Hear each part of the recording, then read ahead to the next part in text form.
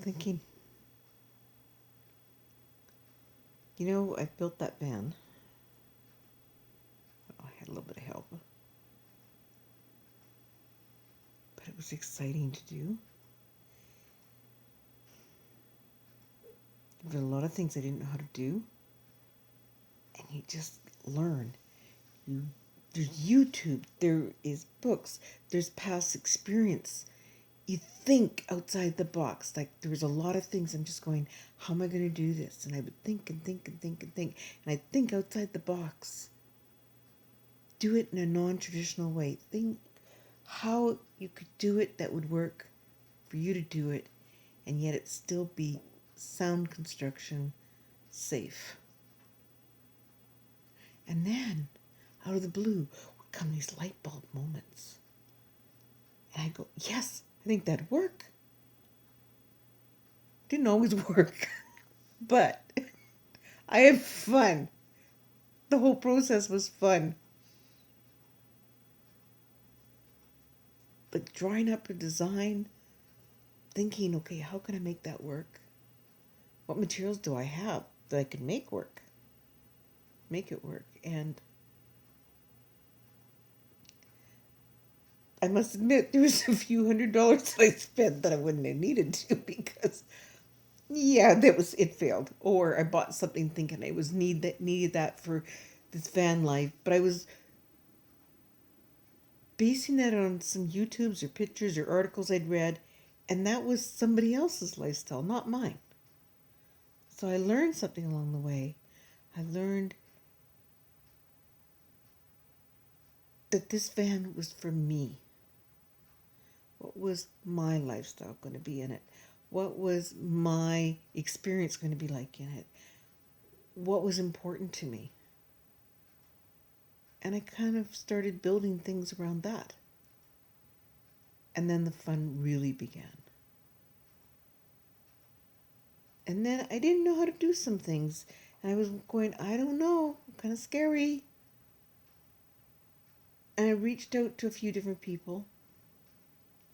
My son Carl, for one. Talked to Mike Semenchuk. Got some ideas from him because he had built a van. He gave me some direction. Ideas. And then talked to my nephew Stephen, Richard's nephew Stephen. Would you be able to help me out? Found materials, had ideas, planned things out, drew things. No, that's not going to work. No, that's not going to work. No, that's not going to work. And then trying to get my thoughts clear to Stephen of what I visualized, what I wanted kind of where, but allowing him to also use his creativity and his thought process. And together, I think we came up with something pretty fantastic. And then Stephen just blew it out of the ballpark by like finishing all the upper corners and around the back door well. Like that was way beyond what I even imagined. I didn't even know what I was going to do in those areas. I'll figure it out as I go along. But I just love it. Just love it. And then, okay, you go on your first road trip and you learn. Yeah, that worked. Okay, the separating toilet I built. And I mean, that was model number 2.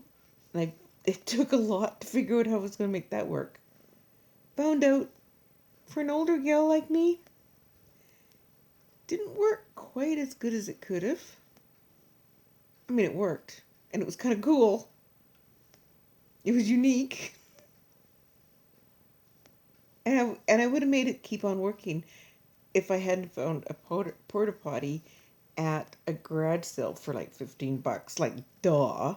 Just needed a good cleaning. And even the parts that I thought I needed for it, but that were missing, turns out, hey, I can empty it without that pour spout.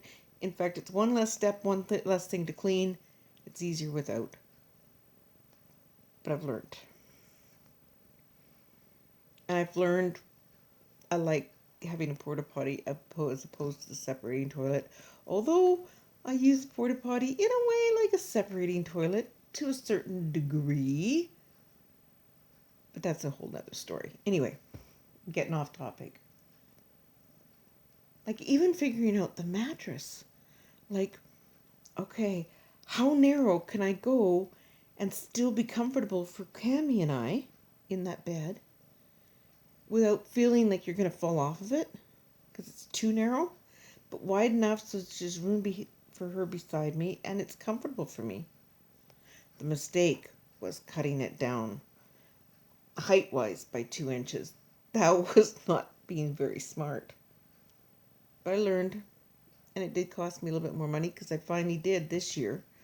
I stopped at a place, had a custom piece cut, a 2 inch, fairly dense foam for underneath. Much more comfortable. Like the bed is so much more comfortable now. And I sleep better on it, so it was worth the money. Changing things like tweaking, figuring out, okay, this worked, but it would work better if this. So that's been a fun process. Figuring out how I could make an awning system work without actually spending the money to buy a big awning system that wouldn't do the job any better than what I came up with. And I had fun doing that. And it works. And I was pretty pleased with what I came up with. And the little awning thing I had come up with before, just from an old gazebo top, yeah, it worked, but it wasn't very big. But it did work to a certain degree. And that was part of the learning curve so that I knew what I really wanted. Making the bug screens, that was fun. Painting it with that raptor stuff, okay, and was a good thing, but I should have asked for direction and help from somebody that knew what they were doing. And all the work of masking it out would have only had to been done once, because now I'm going to have to remask it all again and repaint it. Not a big deal. There's just more work. But anyway, I'm off topic. The main point of this was, even though in some steps I was scared, I didn't let it paralyze me. Some areas that I traveled to were a little scary in one way because like this is a whole new thing. It's a whole new experience. I'm nervous. I don't know how you go about doing things like staying on BLM land. Like, was I doing it legally the first time? Was I doing it properly? Turns out I was. But it was a fantastic experience. And always being willing to discover new places to camp, new ways to do it. Learning not to be quite as afraid, and yet still being cautious and safe at the same time. Does that make sense?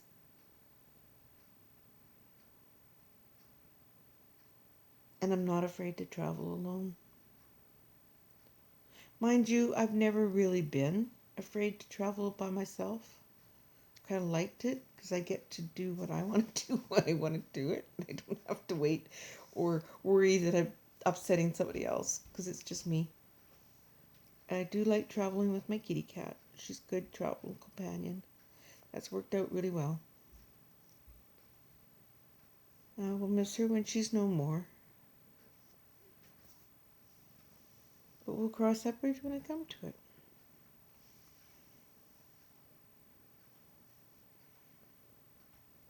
I still get excited when I walk by that van. I get even more excited when I'm going to go on a road trip. The hard part of getting ready for a road trip is cleaning up my house before I leave. Getting all the stuff together that I need to bring with me and getting it all packed in.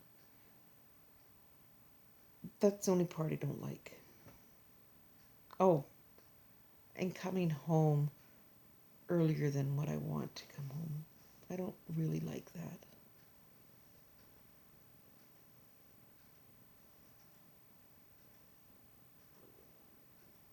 But at the same time, it feels good to be home. And to sleep in a bigger bed. And to have the space that I have. And to sit in my easy chair. Because I do like my easy chair.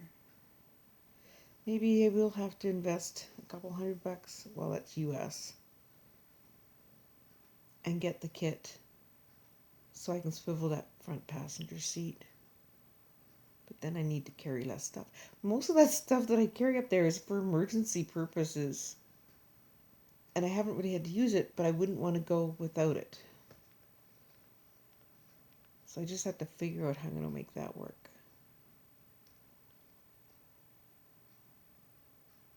But there are a couple things that I'm carrying with me that if I really was honest with myself, the number of times I've set it up and actually used it, it's pretty minimal. I can get by without it. Or I might even be able to find something that works double duty and would accomplish the same thing so that I'm taking up less space. I don't know. Time will tell. In the meantime, I have fun. And that's my thoughts.